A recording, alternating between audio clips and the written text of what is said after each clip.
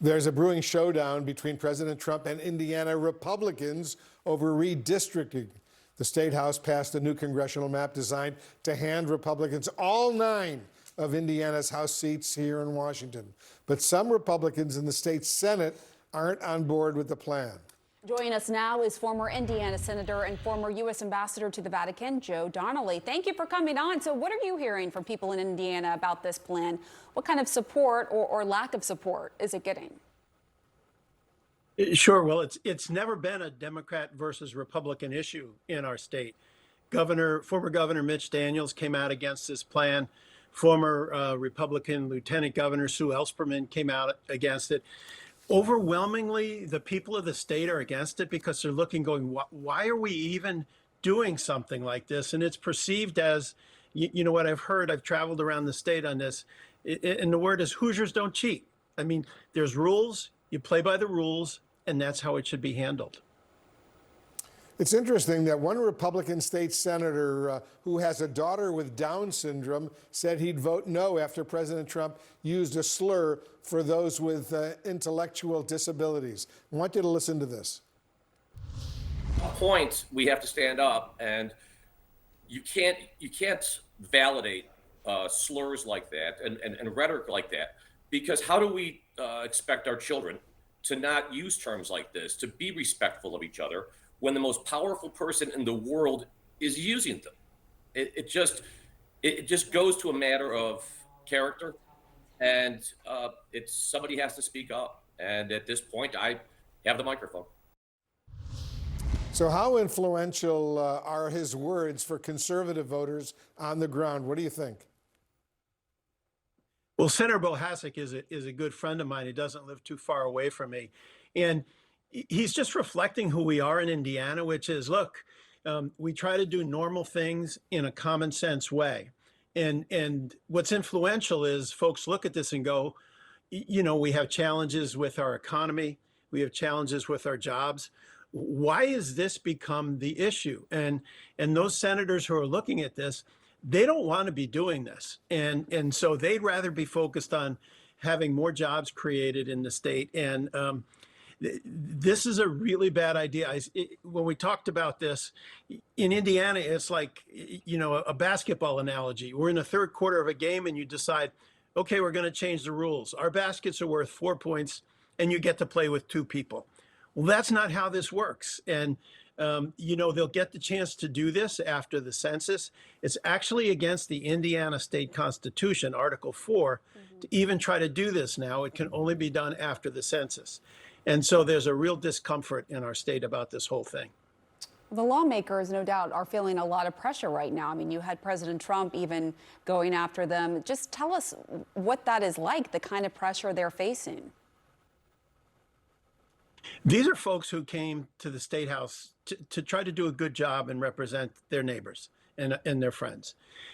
12 of them have been swatted. There have been rallies. There was a rally on Friday where a group came together and said, we're going to raise the money to throw all of you out who vote against this. And so it's taken enormous courage on the part of these state senators to say, look, we want to do this the Indiana way. We want to do this the fair way.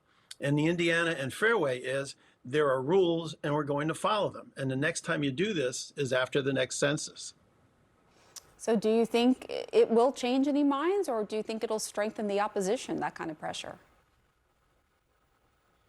Well, I know whenever they put that kind of pressure on me when I was either the congressman or the senator, it just made me more stubborn.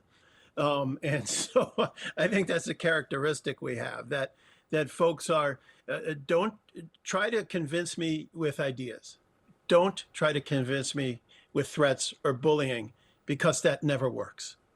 After the U.S. Supreme Court upheld the redrawn Texas maps, do you think that emboldens the redistricting push in both red and blue states? I just think it continues in a lot of states because of that. You know, this was started in Texas, then obviously California went next. And so we'll see where this all ends up. I just know that my state, Indiana, the people of the state overwhelmingly don't want to be part of this. All right, former Senator Joe Donnelly, thank you so much. Indiana Republicans are facing a major loyalty test from President Trump. The state's Senate will vote this week on a new Trump-endorsed congressional map that would likely give the GOP 2 more House seats. Now, this despite Republicans' supermajority already in the Indiana Senate. Despite that, the plan might not pass if those senators step out of line, and that is why the president said this, quote, "Vote them out of office. They are not worthy, and I will be there to help." My panel is back now. That was pretty clear, Sungmin, about what he wants them to do. And, it's been kind of start and stop on Indiana, right. Whether or not they were going to go forward and change the map. It stalled, and then when the Supreme Court told Texas, you're good to go, you can change those 5 seats or change the map so that you'll get 5 seats in time for the midterms, Indiana started again. Right, and you also have the handful of Republican legislators in Indiana who are defying President Trump in terms of rejecting these redistricting maps. So we've seen how the redistricting drama, if you will, that the White House frankly instigated when they wanted Texas to change the maps has really had an up and down, up and down sort of lifespan because you just referenced the legal issues in Texas seems to be clear now, and there are several other states where Republican leaders do want to make a redistricting push, but obviously there's no guarantees that they will be able to pick up the proper or the number of seats that they're aiming for. And again, there's a huge Democratic backlash. We saw the success in California. We see efforts underway in Virginia when Abigail Spanberger takes over next year. So this is not a story that's done by any means. Congressman, one last question on something unrelated, specifically on redistricting in your state, with something that's become a contentious issue. The House passed a new map last week. It's now in the state Senate's hands.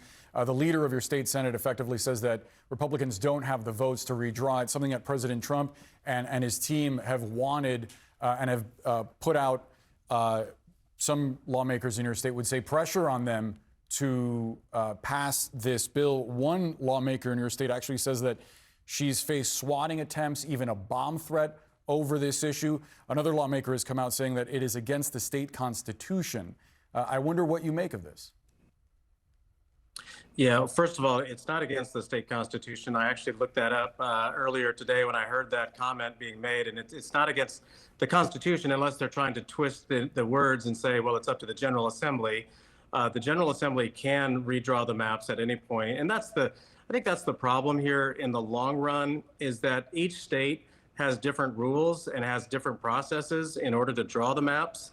You look at California, they gave it to an independent commission, and then, they draw maps that favor Democrats. Well, then they went back to the people of California and asked for permission to actually redraw the maps through the legislature, which the people gave them the chance to do that. So it's very inconsistent across the country as far as drawing maps.